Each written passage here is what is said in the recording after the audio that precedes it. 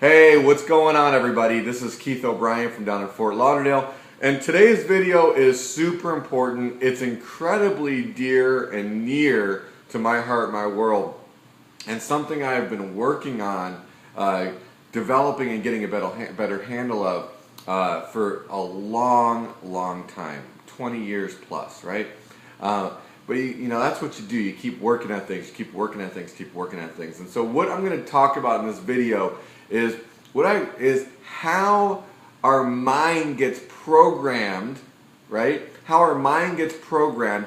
Most of the ways that happens we aren't even aware of, and how that program literally is the cause of our success or failure in life, right? It's the cause of whether or not we're working towards our dreams and having it happen, or we're constantly struggling trying to get ahead. Okay? So here's the thing. There are, let's break it down into the very simple little 3 prongs, right? Now if you're watching this video and you're on YouTube or another video site and you're not on my blog, click on the link anywhere around this video. It'll take you back to my blog so you can read about some of what I'm saying here, so that you've got it, imprinted in your head a little bit more, right? So if we break it down to the simple, right, our life works as these 3 things work together. We have beliefs, we have actions, we have results, right? Beliefs, actions, results, right? And all of these things cycle. So what we believe in our mind, right, that has been anchored as a core belief, causes us to take certain actions, and those actions over time create results, right? And as that result happens, it creates other beliefs around that result, right? And it goes back and anchors more beliefs and then creates more actions and more results. And that's kind of how the cycle works. And I mean, it's constantly weaving, but if you want to take it down to the very basic, that's what we're talking about here.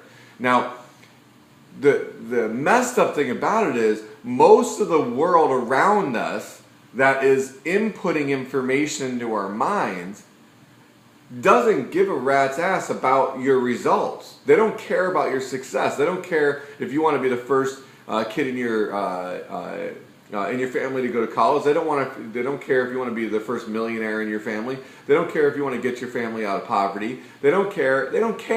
The rest of the world doesn't really care what your specific results are, right? Most of what the world cares about, and this is being influenced by the marketers of the world, the big mass marketers, governments, educational systems, right? They care about their own agenda, right? And their own agenda is about keeping you in line and getting you to do the things that they want, right? So here's what happens. We have this, let's start off with beliefs, right? Because if then the actions and the results follow. Beliefs don't just show up. Like, we're not born. I mean, maybe we're born with some, but most of them are learned, right? Most of them are learned. Like, children are born into the world full of love and compassion, and they're non-judgmental. They're completely accepting, right? The world, us, make them the way that they are. Yeah, okay? So we start off with an idea. It's not a belief yet. It's just a concept. It's not even a construct. It's just this idea in our mind. And this is, let's just say, what happens here is this idea gets planted in there. It really doesn't have any roots yet. It's just an idea, right? Like, for example, if you're not where you want to be financially and you are working with the idea of breaking free financially, it's not a belief yet that you're wealthy or can be wealthy. It's just an idea, right? And then all the things that go on in our lives around us either reinforce that idea or not. Okay, let me give you an example, right?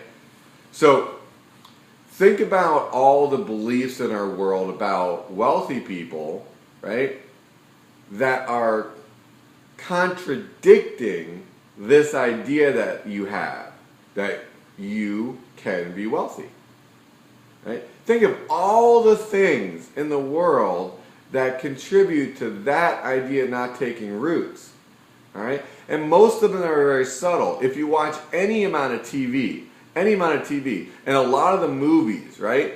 And I like to be entertained, so I'm not void of this. Like I said in the email I sent out to a lot of people today, I'm in the bleachers with you on this. It happens. It's hard to avoid. But you need to be aware of what's going on so you can break free if you choose. Okay? So think about this. Here's the idea. I want to be wealthy. I want to break free. I want to get my financial life in order. I want to earn more residually each month than it costs me to live. To me, that's the definition of financial freedom. Okay? So here's this idea. Then what happens? We watch a movie. Let me take one that most of the world has seen. Titanic. Right? Titanic, just a great film, beautiful love story, cinematographic. Okay, that made me sound less intelligent than I really am. The words are coming to me. Great photography, great movie, right? Okay, so here's this movie that the world loves, won all kinds of awards, right? But let's look at the underlying story and what happens to this idea when you watch a film like that, right? Here's the storyline in a nutshell. Poor guy who lives a free life, right, gets lucky, wins a ticket in a poker game, gets on this trip, right, on this boat, and he gets the girl.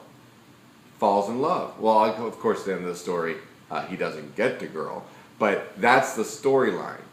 The wealthy people on this ship are mostly asses. They mostly suck. They're mean, right? In fact, one of them is so mean he tries to kill this guy, the happy, free scamp, right?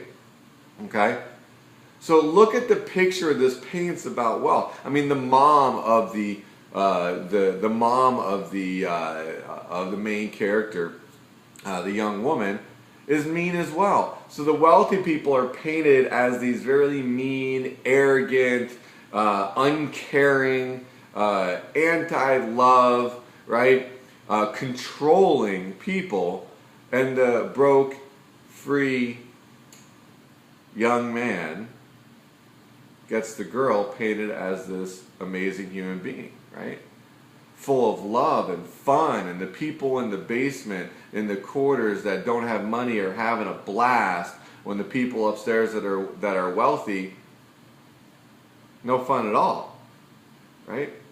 So now, granted, is it true that wealthy people are arrogant and cold and uncompassionate? No, right? Some are, some aren't, right?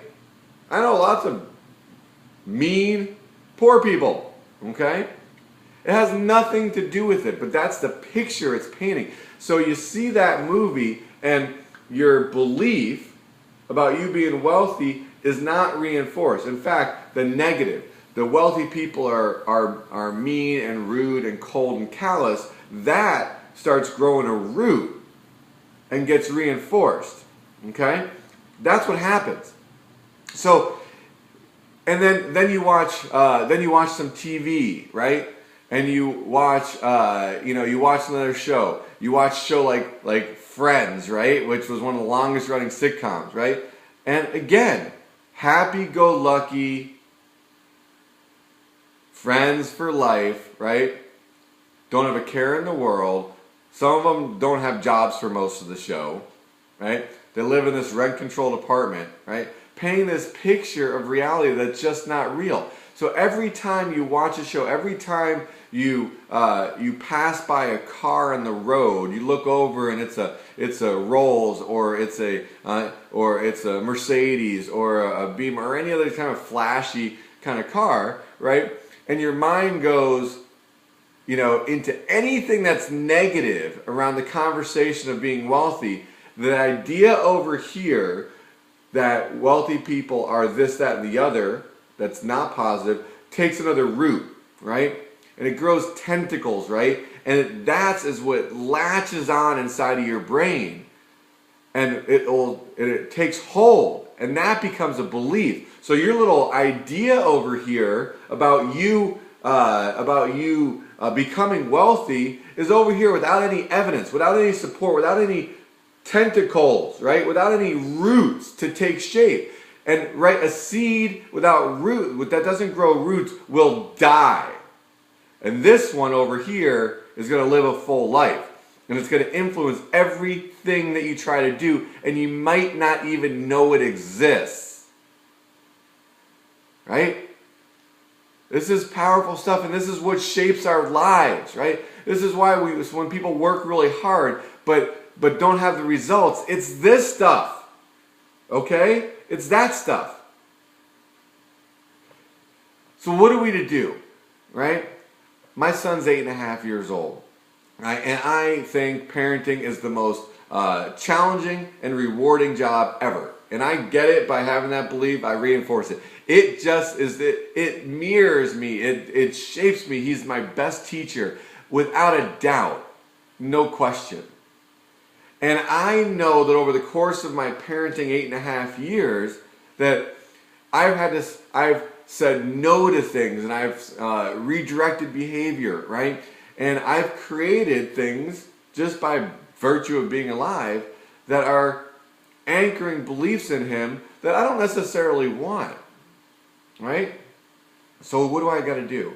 I got to make sure that I do more to anchor the beliefs that we want than the other stuff.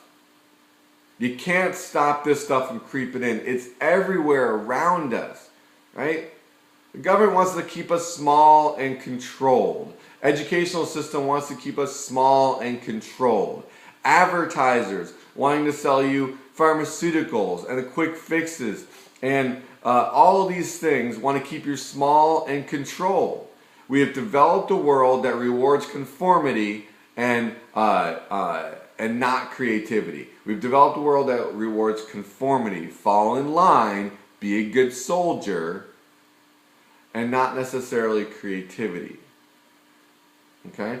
So, you gotta feed this more than this. You've gotta feed that. And the world's not going to feed that for you. So you've got to be conscious and diligent about feeding that idea. The ideas that you want to take shape. So you've got to surround yourself with people that are going to hold that idea up. You've got to surround yourself with information that's going to hold that idea up. And guess what? As soon as you start doing that, people are going to start pressing into this idea. And they're going to try to talk you out of it. Because this idea isn't popular. This idea is. This idea isn't going to be supported by mainstream. This idea is, right? So you've got to step out of the matrix, so to speak, and start surrounding yourself with information and people that are going to have that happen. Okay? You have to. All right? So here's my challenge for you today. All right? There are things that I do inside of my business that'll help you do this consistently. So if you want to just go ahead and make it simple, make the path laid out for you, you can just tap in, then go ahead and click on the link, opt in if you haven't, join the team if you haven't yet. That's a simple process because we've got this built in everywhere around because we know how important it is, right? If you're not ready for that, you know what? I am just here putting out information. I know we all have different paths in the journey. I just found one that works really well, okay? Takes all of this stuff into consideration and plus. All right? But here's the thing.